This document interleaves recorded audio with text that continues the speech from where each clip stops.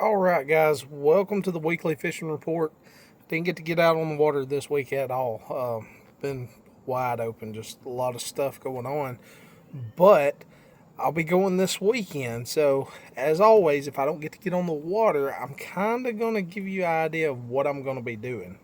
So, I think tomorrow we're going to go to a lake, and then the next day we're going to go to a river system. So, going to the lake, one of the first things that I'm going to focus on is shad chasers. So I'm going to be looking for those shad chasers out on the main lake first thing in the morning. Um, if I do not see any activity, I'm going right to a crawfish pattern. So I'm going to be throwing like a football head jig or a ball head jig or something like that. Now, y'all know during the spring I'm a big time dock fisherman, so I like fishing docks. During the fall, this happens a lot too. So if it's not real productive out necessarily on points and channel swings and stuff like that in transition zones, then I'm probably going to move to docks and skip some docks and see if I can't find some fish, multiple fish holding on these docks. Now, let's say that's not productive. I'm going to start at the mouths of my creeks where the points start, and I'm going to work my way back looking for laydowns, grass, anything these fish can get in. And one of the main things that I'm going to pay attention to when I get to the lake is, is the grass still pretty and green? Is it dying off? Is there sediment floating or anything like that? Because that can kind of tell me, like, hey, if the grass is dying off, then those zooplankton's going to be, in these areas eating that phytoplankton, and then the shad are going to move in and start eating on them, and then the bass in return is going to feed on the shad, and the brim's going to be trying to feed on the shad also, and it's just kind of a little system that you can put together to get on a good bite.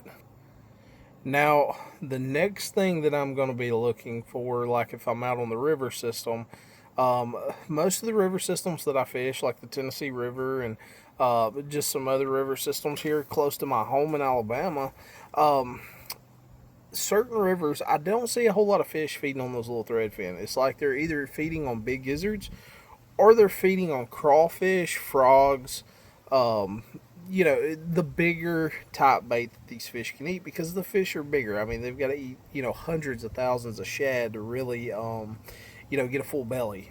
So on my river systems, I'm going to be looking for vegetation, and I'm going to be looking for fish that are chasing bigger bait. If I can't find the bigger bait, then I'm going to kind of do the same thing and go to that crawfish and brim pattern.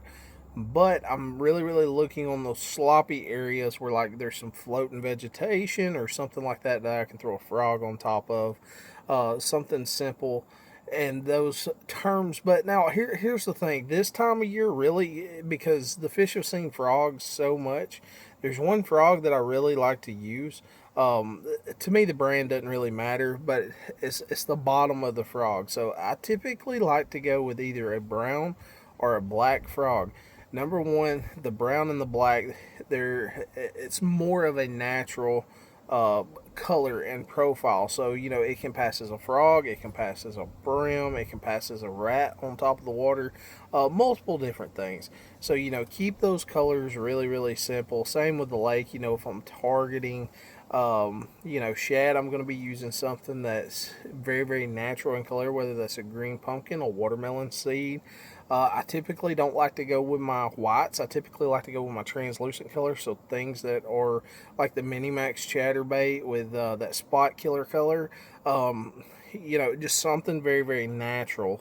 Same with my trailers and all that stuff.